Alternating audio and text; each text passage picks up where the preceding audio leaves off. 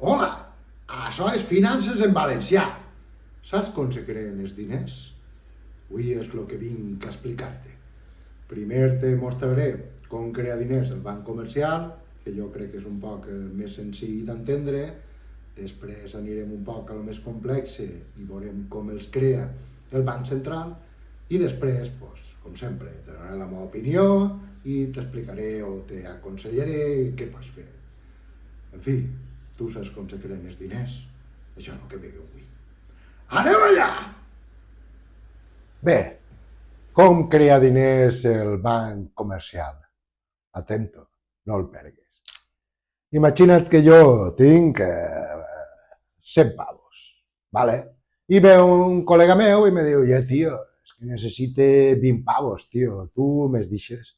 Jo li dic, tio, tinc 100 pavos, tio, si te'n deixa tu 20, però, tio, me queda un poc justetet, tio.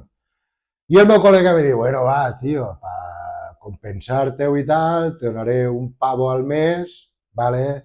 I al final de l'any te tornes 20 pavos. I dic, bueno, va, així sí, va. Total, que de 100 pavos, ¿vale? Jo me quedé 80 pavos, ¿vale? I li deixes 20 pavos al meu col·lega. I com hem quedat, ell me donarà un euret al mes, ¿vale? Con lo qual, jo, quan acabe l'any, ¿vale? I el meu col·lega me torna aquests 20 pavos, tindré 112 pavos. D'acord? Doncs bé, anem a extrapolar el mateix exemple, però a un banc comercial. Vale? Jo vaig al meu banc de tota la vida, vale? I ingresse 100 pavos. Vale? I va el meu col·lega al banc després de mi, vale? I va allí, tal, que necessite 20 pavos. Vale? Diuen, vale, 20 pavos, tal, és a un pavo al mes d'interessos, vale? Anem a agarrar igual. Vale, bé, de acuerdo, tal. I el meu col·lega, pues, li deixen els 20 pavos i ja hem dit que els interessos igual. I ara és quan ve la màgia, anem a dir. Vale? El meu col·lega és del banc, ja li hem donat el préstec i tal, si ja mira el mòbil, l'aplicació del banc, efectivament, 20 euros. I jo en aquest moment estic pues, per casa, me pilla per casa i dic, vaig a veure si els 100 pavos que vaig ingressar en el banc, a veure si els tinc i tal, a veure com està el tema. Miro la meva aplicació del mòbil del banc i, efectivament, jo veig els meus 100 pavos. Pues, en este moment, val, és quan el banc ha creat ixos 20 pavos. Vale? Perquè, no ho ha dit, però estos 20 pavos, vale, els deixen al meu col·lega dels 100 pavos que ha ficat jo en el banc. Què passa? Què ha passat així? Realment el banc, vale, i aquests 20 pavos no els ha agarrat dels meus 100 pavos que jo havia ficat en el banc, sinó que simplement el banc ha teclejat en l'ordenador, un apunt comptable, com t'agrada més, al col·lega al meu col·lega 20 pavos. Vale? Però jo continuo tinguent els meus 100 pavos, no? Perquè si jo he anat al banc i he ingressat 100 pavos, no puc mirar el compte i tindré 80. Jo n'he ingressat 100, no? Llavors tinc que tindre 100. Vale? I, com ja t'he dit, vale, és així quan s'han creat aquests 20 pavos, que són els 20 pavos que li han donat al meu amic. Així l'únic que canviaria, vale, és que el meu col·lega sí que tindria que tornar, en vez de donar els 20 pavos al final de l'any, sí que tindria que anar pagant part d'aquests 20 pavos més els interessos mensualment. Però quan s'acabi l'any, el banc tindrà 132 pavos. Vale? És a dir, el banc, gràcies als meus 100 pavos que vaig ficar de depòsit, ha creat 20 pavos de la nada, del res, anem a dir. Val? Perquè, com has vist, el banc a mi no m'està llevant els diners. Vale? Simplement el banc li ho fica en un ordenador que hi té 20 pavos, vale? I ja està. Ojo ara, Així, efectivament, aquests 20 pavos ja s'han creat. Però en el moment que el banc li ha ficat al meu col·lega que té aquests 20 pavos, o ha creat aquests 20 pavos, o li ha deixat aquests 20 pavos, conforme vulguis veure, no s'han creat aquests 20 pavos. Aquests 20 pavos anirà creant-los el meu col·lega conforme vaig tornant la pasta al banc. Per què te dic això? Perquè un actiu és algo que posa diners en la teva butxaca i un passiu és algo que lleva diners de la teva butxaca. ¿Vale? Si anem a l'actiu i al passiu, ¿vale? Quan nosaltres demanem un préstec, ¿vale? Està en el nostre passiu, perquè són diners que nosaltres tenim que pagar. Però pel banc és un actiu. Aleshores, què passa? Quan el banc li deixa els 20 pavos al meu col·lega, automàticament en el seu balanç fica que té 20 pavos. Però què passa? Imagina't ara que li passa alguna cosa al meu col·lega i el meu col·lega resulta que aquests 20 pavos no pot tornar-los. ¿Vale?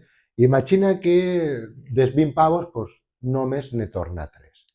Per tant, el banc ha ficat així que té 20 pavos en el seu actiu, però realment el banc té 3 euros. ¿Vale? Això és el gran forat que va passar en la famosa crisi de 2008, de les hipoteques subprime. ¿Vale? Què passava? Que la gent, com no tornava les hipoteques, ¿vale? No creava aquests diners. I després la gent, al no crear aquests diners, desquadrava els balanços del banc. I ahí està el gran forat.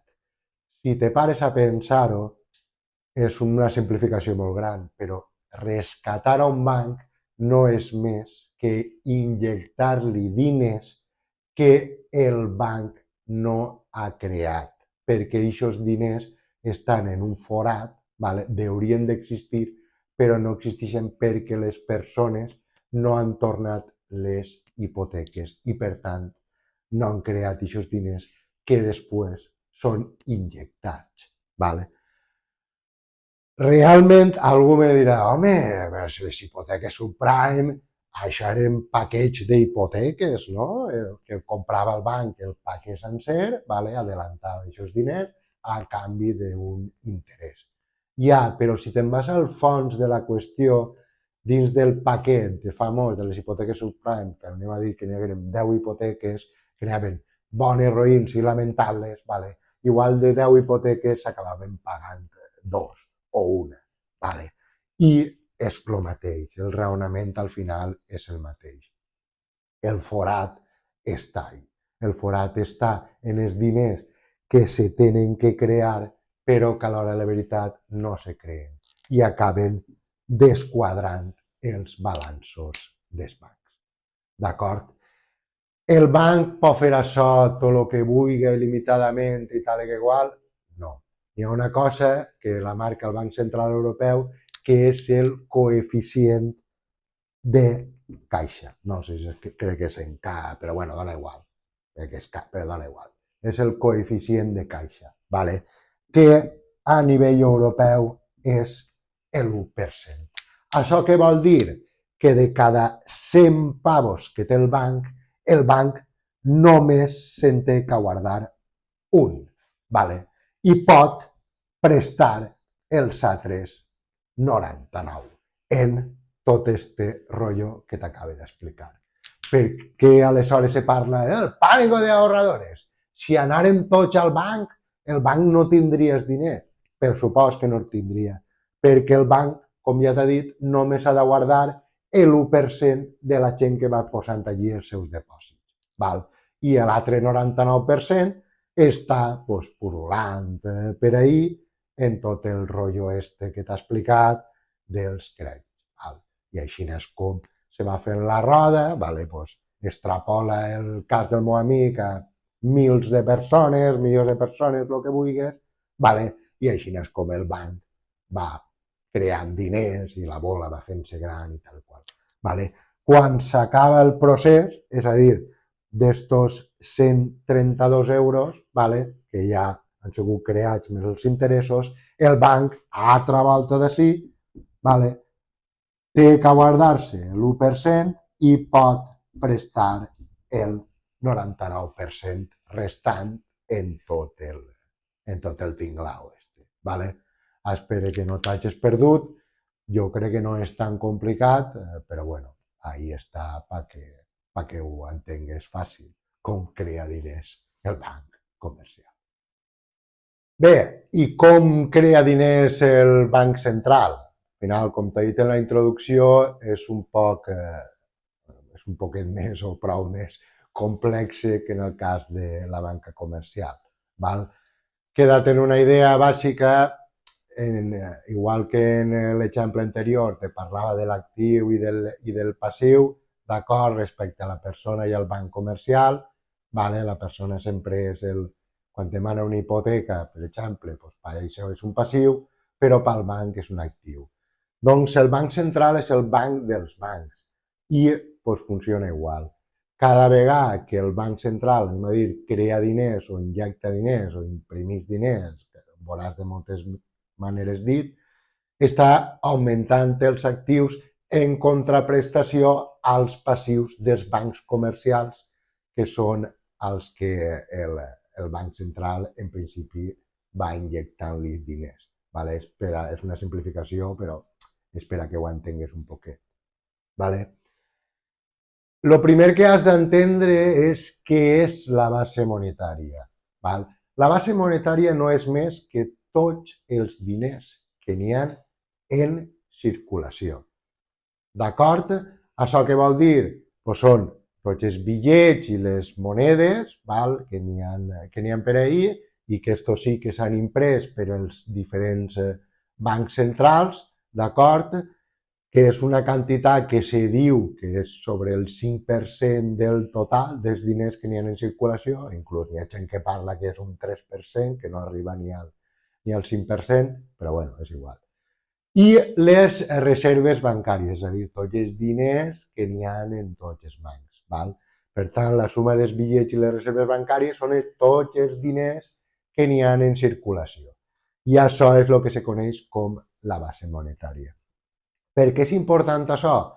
Perquè no se pot imprimir a lo loco o injectar diners a lo loco. Per què? Pues, imagina't un poble, perquè ho entengues fàcil, imagina't un poble que n'hi ha 5 persones, cada persona té 1 euro i n'hi ha 5 caramelos i cada caramelo val 1 euro. Val?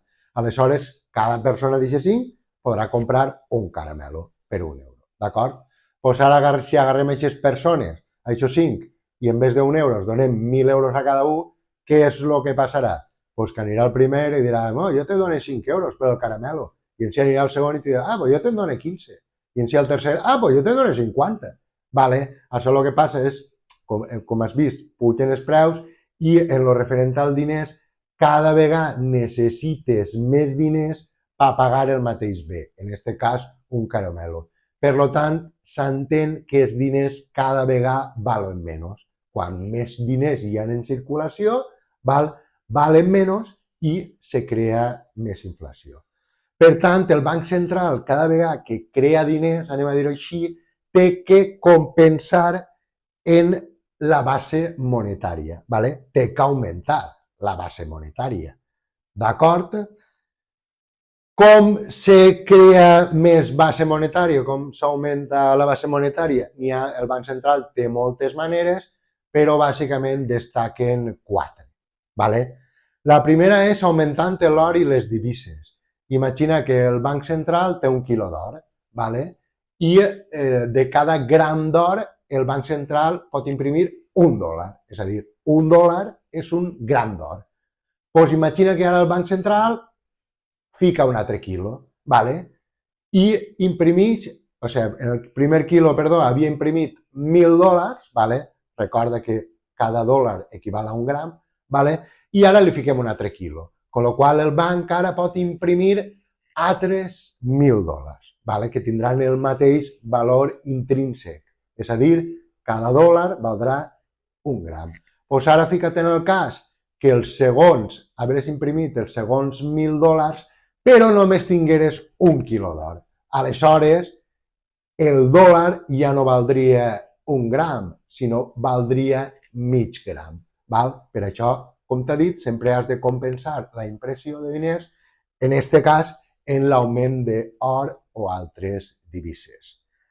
El segon és un augment als bancs, és un augment dels crèdits als bancs comercials. Vale?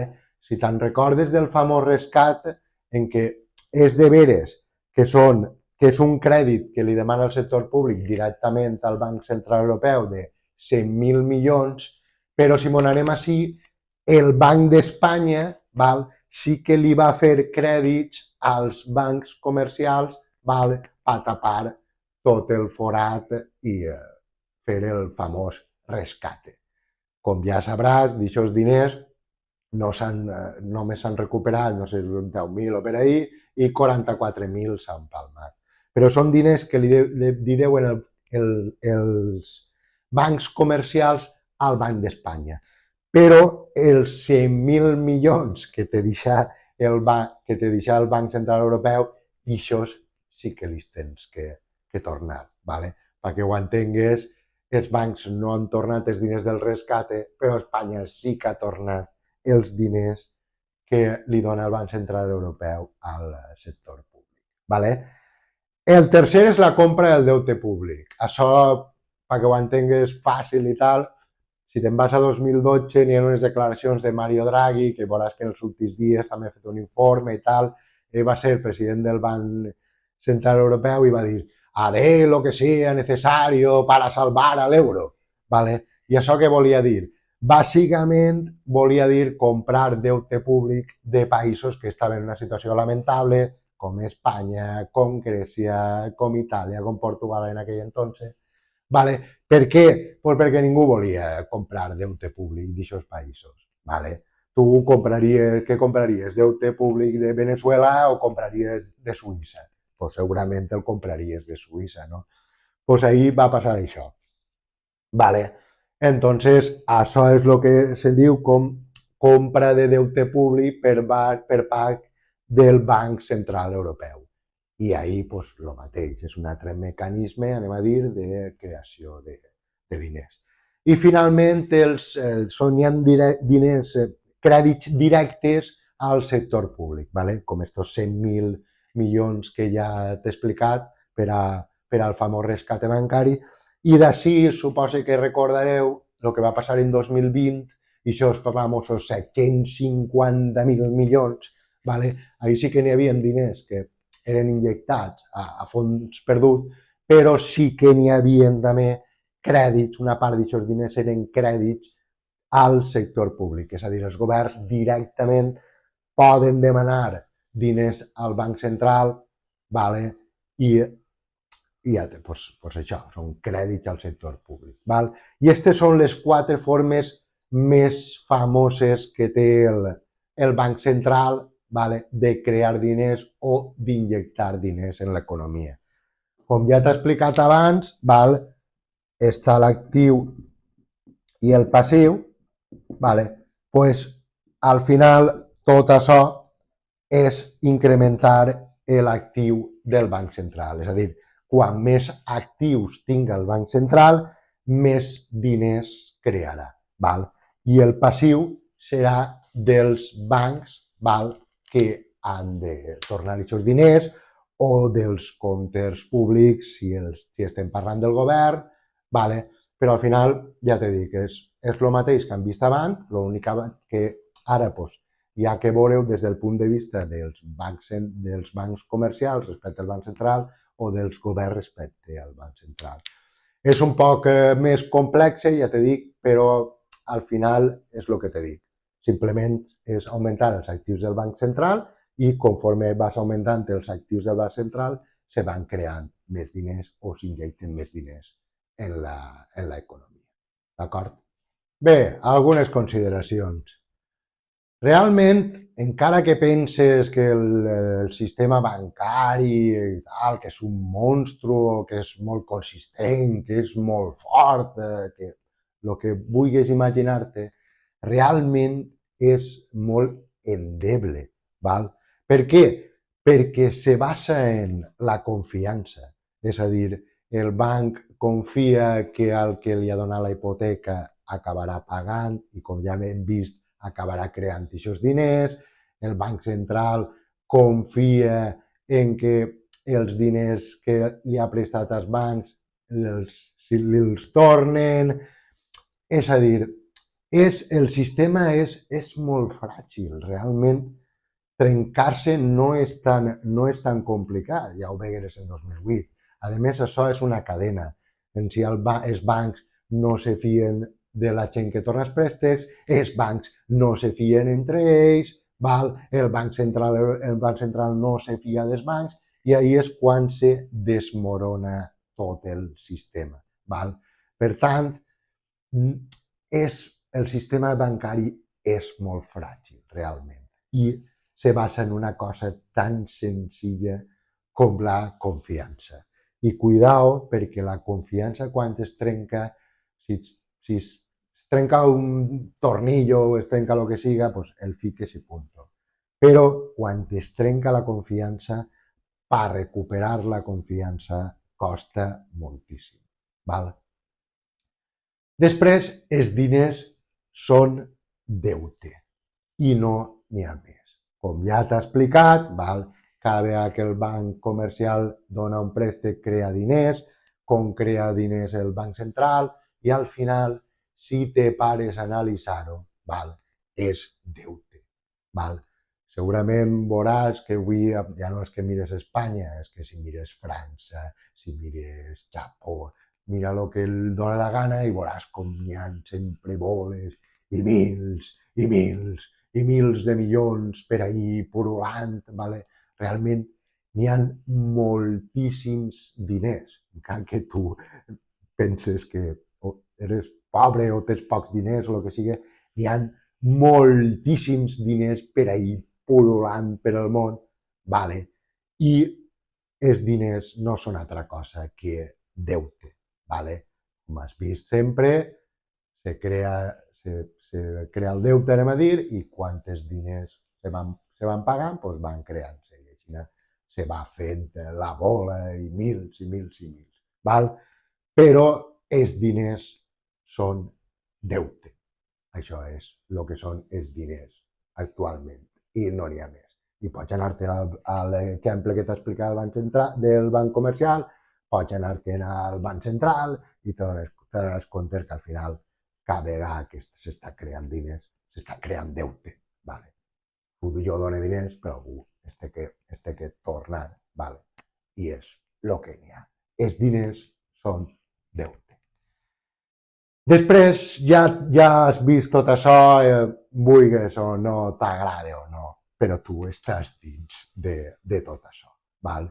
Igual que t'ha explicat en l'exemple del poble, doncs, vale, els bancs centrals, per tot el que ha passat en 2020, per la situació que tingueren després de la crisi, per el que te vulguis, però s'han injectat mils i milions i mils i milions de diners al sistema, i això crea la inflació. I no n'hi ha més, perquè, com ja has vist, quan més diners tenen al sistema, menys valen i més augmenten els preus de tot. Vale? Si tot el món té molts diners, pues, la gent no té problema en anar comprant. Vale? El que diu la gent, diu les empreses o diu el que sigui. Vale? Al final una economia funciona per al consum, vale? Si quan més diners n'hi ha que en el sistema, doncs més capacitat té la gent de comprar el que siga, no? Un bé o un servici. Vale? I com ja saps la llei de l'oferta o la demanda, o hauries de saber-ho, vale? Si puja la demanda, puja el preu. Val? I per això és la inflació que tenim, anem a dir, estructural. Val? El Banc Central Europeu intenta, val, que la inflació sempre estiga sobre el 2%. Val? Si l'economia se contrau, vale, pues injecta més diners. I si l'economia va més mollant, injecta menys diners. També és en els interessos, vale? Antes no ho explicava, però bueno, t'ho dic ara també relacionant amb això famós que quan vas al banc i no, pues està l'Euríbor, no sé què, no sé quant, això és diners, són el que hem dit dels crèdits comercials del Banc Central als bancs comercials, vale? I són els interessos que marca el Banc Central. Per tant, doncs, el mateix, no? Quan l'economia se contrau, doncs baixen els interessos perquè augmenten els diners i se vaig rodant l'economia, anem a dir, i quan l'economia està més bollant, doncs, aleshores pugen els interessos, val? Al final, ells sempre intenten que sigui al 2%, però la realitat és que els últims anys sempre ha estat en valors alts. Val? El 2% la veritat és que és complicat. Però al final és que dona igual. La realitat és que tenim una inflació, anem a dir, estructural, val? Com veiem la setmana passada en les pensions, estructural és que se manté constant, i serà un mínim un 2%, però sempre saps que vas a tindre inflació. És algo que no se pot remediar. Per tant, la inversió fa anys, exacte, de gent que tenia molta pasta i el que tu vulguis, era algo opcional, però avui la inversió és algo obligatori, val? Perquè tu estàs dins de tot això i estàs dins de tot este joc del banc central, els bancs comercials i el que tu vulguis, i al final els diners cada vegada hi ha més diners en el sistema i els preus. Val? Per tant, a tu el cost de la vida t'augmenta any a any. I l'únic que pots fer, estem parlant en aquest sentit des del sentit de la inflació. Com sempre vos dic, heu d'estalviar i tal i qual. Però, en aquest cas, l'únic que podem fer contra la inflació, en aquest cas, creada per tot el que vos acabo d'explicar, és invertir. Ja tens el vídeo de per què has d'invertir, si tens qualsevol dubte o el que siga, ahí el tens. Val? És a dir, avui invertir és obligatori. És obligatori des d'aquest punt de vista, tu fes el que et dona la gana, però jo t'explico com està el tema i perquè vegues què és el que passa si no invertixes. És el que hi ha. I bé, res més, donar-te les gràcies si has estat ahí veient el vídeo. A la setmana que ve, ja que avui hem vist tot este tinglau de la creació de diners, invertir en Bitcoin, sí o no, recorda la mítica frase, controla la pasta i seràs més feliç, i ja saps, espero que estigues gaudint bona cosa de la vida i ja saps. Salutacions!